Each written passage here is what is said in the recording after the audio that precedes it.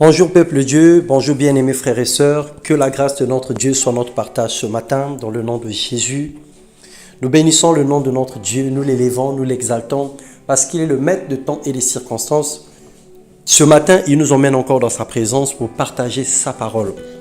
Et nous allons nous exhorter ce matin sur les lois spirituelles. Et nous allons parler des 5 décrets perpétuels. Les 5 lois que le Seigneur a instituées de l'ancienne alliance jusqu'à la nouvelle alliance, des lois ou des décrets qui demeurent encore d'actualité et dont nous avons l'obligation, sinon la sagesse, de pouvoir en connaître pour ne pas tomber dans les pièges ou pour ne pas faire des erreurs dans notre marche et dans notre vie chrétienne. Lorsque nous lisons dans Psaume, le chapitre 19, le verset 8, la Bible déclare « La loi de l'Éternel est parfaite, elle restaure l'âme. Le témoignage de l'Éternel est véritable, il rend sage l'ignorant. » Et parmi ces lois, nous allons parler de la première loi qui est la loi de la sémence. La Bible déclare « Ne vous y trompez pas, on ne se moque pas de Dieu. C'est qu'un homme aura sémé, il le moissonnera aussi.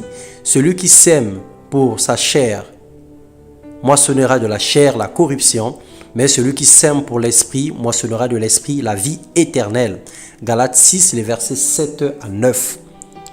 Le Seigneur attire notre attention sur tout ce que nous sémons, les paroles que nous sémons, les actes que nous sémons, les comportements que nous sémons, les attitudes que nous sémons, nous allons en récolter. Nous ne pouvons pas espérer s'aimer du maïs pour récolter un jour la banane ou autre chose. Ce que nous sémons, c'est ce que nous récolterons. Et lorsque nous faisons la récolte est toujours supérieure à la sémence. Un seul noyau en terre produira un arbre qui derrière donnera des multiples fruits. Et donc lorsque nous sémons une seule parole négative, nous pouvons récolter plusieurs malédictions. La deuxième loi, nous parlerons de la loi du pardon. Il est écrit que si vous avez quelque chose contre quelqu'un, pardonnez-vous afin que votre Père qui est dans les cieux vous pardonne aussi vos offenses. Mais si vous ne pardonnez pas, votre Père qui est dans les cieux ne vous pardonnera pas non plus vos offenses. Marc 11, 25 à 26. Ici, on nous parle de la réciprocité. Pour obtenir le pardon de Dieu, il est important que nous puissions pardonner également les autres. Nous puissions pardonner des personnes qui nous ont fait du tort. Quel que soit le mal qu'ils nous ont fait, nous devons pardonner les fautes des autres. En agissant ainsi, le Seigneur au retour nous pardonnera.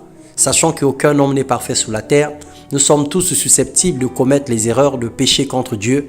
Et si nous voulons obtenir de lui le salut, obtenir de lui le pardon, nous devons commencer à pardonner les autres. Et la troisième loi, nous allons parler de la loi de la vengeance. Ne vous vengez point vous-même, bien-aimés, mais laissez agir la colère, car il est écrit « À moi la vengeance, à moi la rétribution, dit le Seigneur. Mais si ton ennemi a faim, donne-lui à manger, s'il a soif, donne-lui à boire, car en agissant ainsi, ce sont des charbons ardents que tu amasses sur sa tête. Ne te laisse pas vaincre par le mal, mais surmonte le mal par le bien. » Romains 10, 19 à 21. Le Seigneur nous encourage à ne pas nous venger nous-mêmes. Lorsque nous avons des différends avec certaines personnes, lorsque nous avons été victimes de quelque chose de mal qui est survenu dans notre vie, nous devons laisser le Seigneur lui-même faire justice parce qu'il est le juste juge. Si nous voulons faire justice à cause de ce que nous avons subi de mal, le Seigneur également y fera la justice parce que nous allons condamner une personne selon la justice humaine, mais le Seigneur nous condamnera selon la justice spirituelle. Et la quatrième loi, c'est la loi de l'honneur ou la loi de la reconnaissance. La Bible déclare « Honore ton père et ta mère comme l'Éternel, ton Dieu te l'a ordonné, afin que tes jours se prolongent et que tu sois heureux dans le pays que l'Éternel, ton Dieu, te donne. Si quelqu'un maudit son père et sa mère, sa lampe s'éteindra au milieu des ténèbres. » Deutéronome 5, le verset 16, Proverbe 20, le verset 20.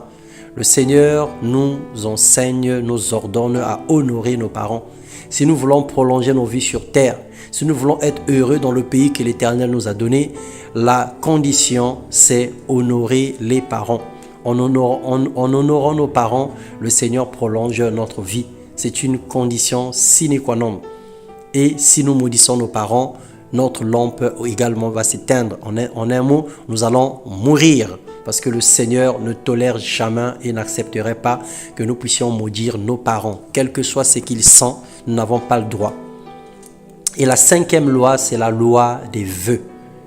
Il est écrit que c'est un piège pour l'homme que de prendre à la légère un engagement sacré et de ne réfléchir qu'après avoir fait un vœu. Proverbe 20-25.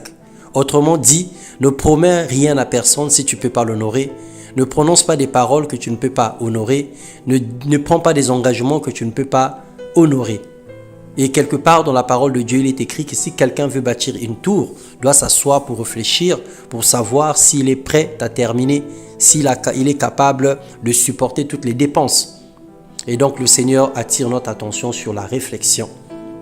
Vous aurez la même loi, l'étranger comme l'indigène, dit la parole de Dieu, car je suis l'Éternel, votre Dieu, qui ne fait exception de personne, il traite tout le monde avec justice. Bien-aimés frères et sœurs, marchons selon la parole de Dieu.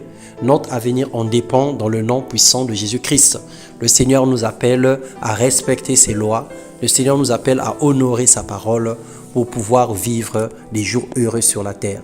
Que le Seigneur vous bénisse. Recevez la paix et la grâce du Seigneur dans le nom puissant de notre Seigneur Jésus-Christ. Amen.